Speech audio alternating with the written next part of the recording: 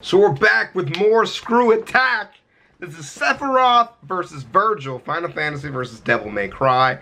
Sephiroth is dope. I think that's the dude, isn't that the lab dude? The dude that came out the lab or some shit they had in that movie. I'm pretty sure that's who that is. Vergil is all kinds of badass. Devil May Cry is one of Skitten's favorite video game series, and that she's played a lot of.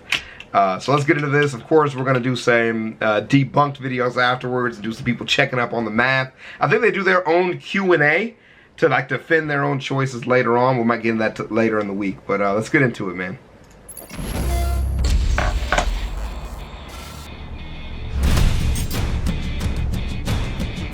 The great philosopher Plato once said, "The measure of a man is what he does with power." That's so but true. To these guys, bro. You want to see what somebody's really made out of? You give them some power and you see how they treat people. That is really who and all that they're worth, man. That's so true. His power is the measure of a man. Sephiroth, the fearsome one-winged angel of Final Fantasy. And Vergil, the half-demon son of Sparta from Devil May Cry. He's with an iron boomstick. And it's our job to analyze their weapons, armor, and skills to find out who would win a death battle. I'm gonna take him in this one. He's pretty dope. Through the millennia, legends were passed of a source of unlimited energy, the Promised Land. Unfortunately, all hope of finding this sacred ground had been lost, until the Shinra Electric Power Company excavated the remains of a being believed to hail from the very land they sought. They called this weird, naked purple lady Jenova and thought that if they could bring her back to life, she could help them find the Promised Land. But apparently, they just didn't have any Phoenix Downs. If they couldn't resurrect a being who could lead them to the Promised Land, Shinra decided they would simply create their own. After many experiments infusing Jenova's cells with those of a human's, they finally found their savior. His name was Sephiroth. With hair like that, it's no wonder he was created in a lab. Look at how majestic that mane is. According to Final Fantasy lore, Sephiroth has to use an entire bottle of shampoo and conditioner every single time he bathes. Really? Why do you know that? Did you join his fan club or something? Wait, is that serious? He seems to use a whole bottle of shampoo and conditioner every time he washes his hair. They are scented with 13 kinds of perfumes, including rose and vanilla. Apparently, the scent of the air after Sephiroth tosses his hair changes daily. Well then. For research. But Shinra wasn't interested in Sephiroth for his hair. Instead, he was an essential part of their soldier program. Wait, this electric company has their own private military? Hey. I'd hate to miss a payment with those guys, especially if they sent Seph after me. I mean, look at the ridiculously long sword he keeps with him. That's his Masamune. This 7'2" behemoth of a blade is a lot like the Nodachi swords they used back in feudal Japan. But instead of wielding something long with two hands like those, Sephiroth only needs one. Even that speaks nothing of his effectiveness as a warrior. Yeah, you know when people spread legends of someone, they usually make him out to be even better than he really is? It's the total opposite with Sephiroth. With his superhuman speed, strength, and durability, Sephiroth was instrumental in ensuring Shinra's victory in the Wutai War, conquering the last free nation on the planet. He returned home a legend.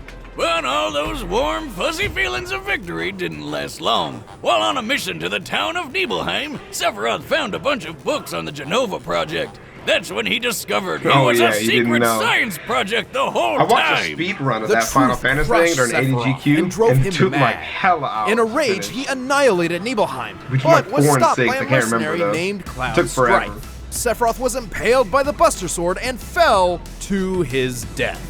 Oh, kinda. Well, that's disappointing. Which is what I would have said if Sephiroth hadn't dropped into a hole in the ground that led him to the giant Windows screensaver called the Lifestream. The Lifestream is a buried river of energy which basically maintains life across the planet. Normally, merging with the Lifestream is the equivalent of entering the afterlife, but not for Sephiroth. And this is where things get weird, so buckle up. Still I'm conscious, tied Sephiroth's down. essence floated through the life stream for years until he absorbed enough energy to rebuild his body. With the energy of the life stream, he could control other beings with Genova's cells. including the corpse of Genova, who he manipulated like a puppet and disguised as himself. Oh, what the hell? That's his mom? Who would do that to their own mom? I mean, I know she's a genocidal alien monster, but come on. Probably makes a good breakfast. But Probably Sephiroth's makes descent good into the life breakfast. stream offered him even more. It transformed him from a mere super soldier into the most dangerous being on the planet. Damn. He's strong enough to throw a man hundreds of feet skyward, move at supersonic speeds, and withstand brutal stab wounds through vital organs. And fly He's with a got single illusion powers that can trick wing. people by creating an entirely fake scenario. He can lift people with his mind, including himself, and then he can just fly. That's how it works, right? Additionally, Sephiroth can cast magic thanks to his on-hand materia. Materia is crystallized life energy which grants different powers according to the type of materia used. This lets Sephi attack with fire, lightning, Materia is composed of energy from the planet. After submerging to the life stream, Sephiroth no longer needs materia to cast magical techniques. ice, and earth-based magic. Man, they he are can block feeling the attacks roast, with barrier guys. and reflect, and You're- heal himself with cure and regen. And ever since jumping into the life stream, he's had unlimited access to his magical powers. With his new godlike abilities, Sephiroth began a plan to stop mankind from drying up the planet's life force. That doesn't sound so scary. Does that mean he's an environmentalist, or...? But to Right. do this, he decided to use black materia to summon a giant meteor to destroy the planet Oh, and okay. absorb all of its life energy for himself. Got So, it. like, an opposite environmentalist, a planet vampire. I You're mean, evil we're now. talking about a guy who kicked a dude through solid concrete, murdered the crap out of a 30-foot serpent with a spike through the face, and tanked a dragon's flamethrower attack without even getting a teensy bit hurt. A Think- particularly impressive feat considering this attack was capable of one-shotting fellow soldier Zack Fair. Wiz, you may need to up your prescription, because that's definitely Cloud. Yeah, it's No, Cloud. Cloud was just recalling false memories there. It was really Zack. However, Oh, it that's was Cloud right. who impaled Sephiroth pre-livestream with the Buster Sword. Yeah. Holy God, is it huge! It's like 2 feet wide! Yeah, Think that's a right. stab from that thing would just cut him in half, but Seth just kind of shook it off. And in his rematch with Cloud, he blocked an attack strong enough to crater the metal around him. Considering the diameter of the crater, the surface area of Sephiroth's feet, and assuming the most likely steel composition, I estimate this attack to equal nearly 1,600 tons of force. That's a lot. Sephiroth can use that wicked sword to stab and lift wannabe heroes by their ribcage, slice through Ha. skyscrapers, and shoot energy beams that can shred these huge Mako cannons. And from the live stream, Sephi figured Got out he killed, could create but they new got bodies better. or even take on other forms. These forms greatly resemble certain creatures found in Christian and Jewish Hi, mythology. Cat. He certainly looks the part when he goes into his ultimate form. Regardless, Sephiroth does possess a single black wing, a blatant symbol of his fall from grace. So basically, Final Fantasy does everything it can to not be subtle. Just like Sephiroth's most devastating attack, Supernova, which decimates an entire solar system. Wait, if Seph is that powerful, how does anyone ever beat him? Don't get the wrong idea here. There's a lot of debate over how Supernova actually works, but I think it's pretty clear that Sephiroth isn't creating the explosion himself. Rather, he's transporting his foes to a specific point in time within an alternate dimension. Careful, Wiz, don't sell him short. Just look at it. When he uses the attack, reality literally crumbles away like glass. This is identical to the animation for certain summoned creatures. Huh. According to the official Crisis Core Complete Guide, summons draw their targets into their own space in order to attack, and this is no different. In the Dissidia fighting games, Sephiroth goes for the simple approach and opens a dimensional hole to the explosion. The attack is even described as sending destruction even into other dimensions. And if he Interesting. could summon planet-busting meteors at will, why did he go through so much trouble to get the black materia, which literally summons meteors? That would explain why the supernova doesn't hurt him. He's not really there, just using those illusion powers of his. With all these powers, I can't believe Cloud and friends were able to take him down. He's Cloud's not invincible, badass. but he's damn powerful. Ever persistent, Sephiroth departed with a final, I love Cloud. chilling promise. I think he lost his will. too by his death battle, but Cloud lost. Never be a memory. Yeah, Sephiroth. Why does he sound so bored? Alright. Hit 2,000 him with years ago, a great mutiny transpired in the underworld.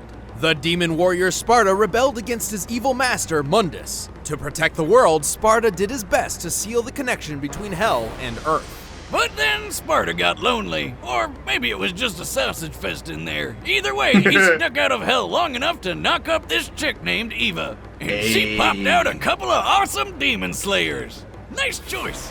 You may remember the younger of the two, Dante. Oh yeah, he fought that witch chick with the hair. But the eldest and potentially deadliest brother was the one and only Vergil. Vergil and Dante were rivals from birth. Dante was a goofball, Vergil was serious. Dante hated his being a demon, and Vergil loved it.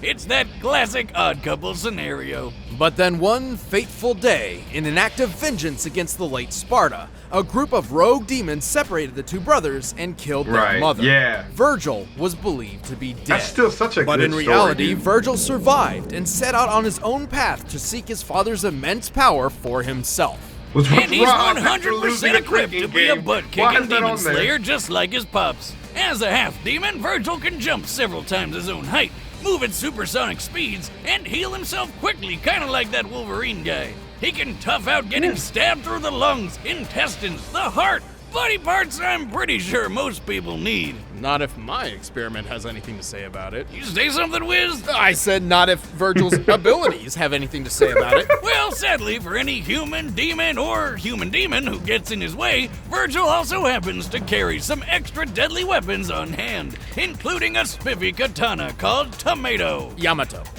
It's said that this sword can cut through anything, even dimensions, and probably tomatoes. Actually, Yamato is the exact thing Sparta used to seal hell from Earth in the first place. Vergil's sword-fighting prowess draws from his Dark Slayer fighting style, which emphasizes teleportation, lightning-quick movements, and even quicker slashes straight from the sheath. This technique is directly influenced by Iai Jutsu, the real-life Japanese art of the quick draw. And thanks to Vergil's demonic powers, that's a video from one of those kung fu shows that I saw, and that was a dude cutting the only thing better than fighting with one sword is fighting with 8. With Vergil's ghostly summoned swords, he can turn himself into a living Beyblade, fire them like a machine gun, or make it rain.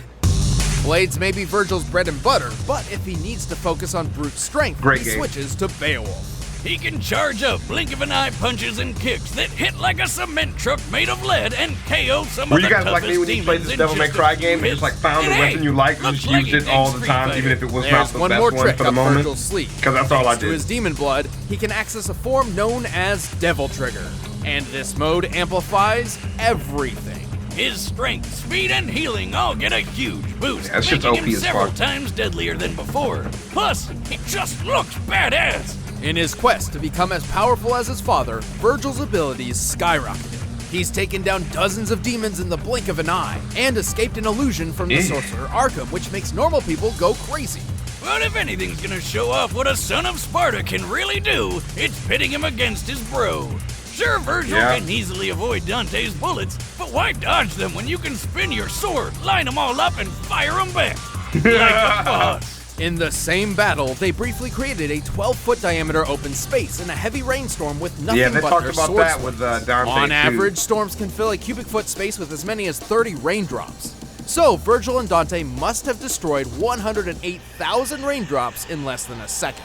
If Vergil can swing his sword that fast, I bet he'd make a killing mowing lawns, or chopping meat at the deli, or giving haircuts, or doing that thing where he chops bad guys to pieces so fast they don't even realize they're dead yet. Like when he fought Beowulf.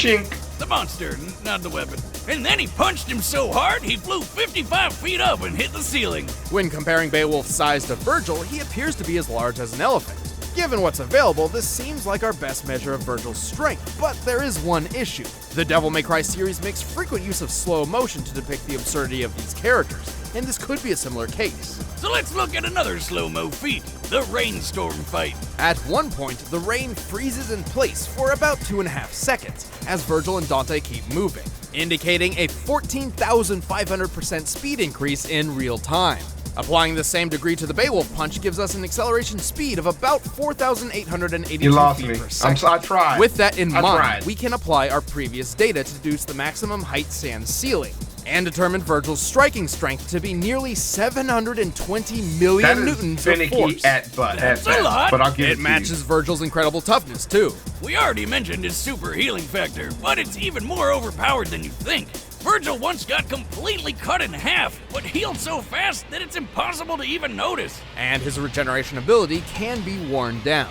Yeah, that's how this weird jester guy beat him.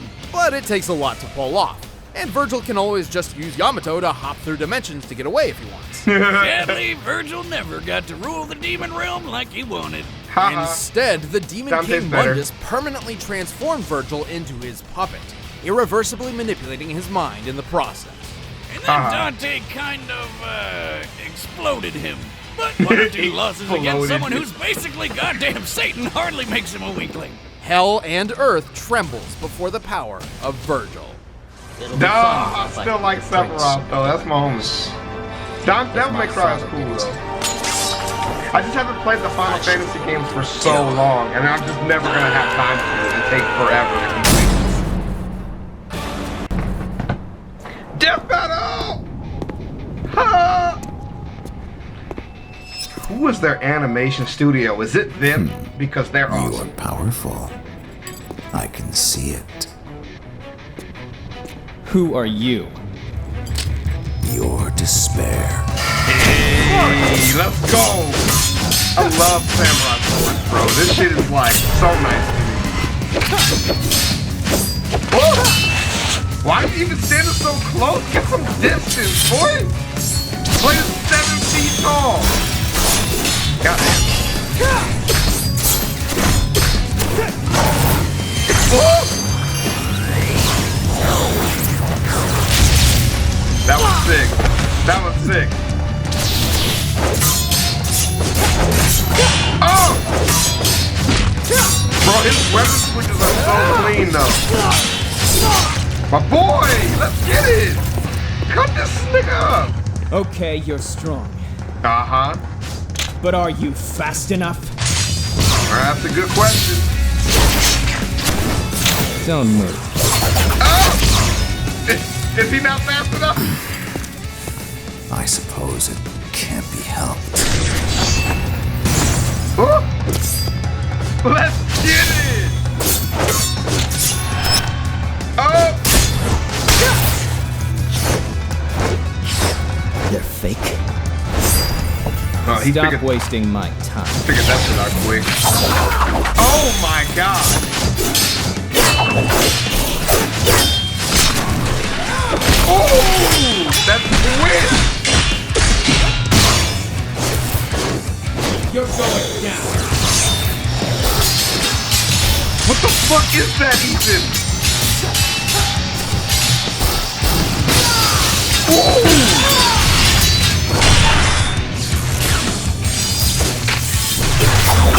God damn. I don't think my boy's gonna make it, man. Behold the truth. Oh, he's not dead yet. Thank God. Let's go. Is that? Supernova. Does he I saw survive? you could pierce the fabric of our dimension, so I cast an illusion to disguise this. Witness oblivion.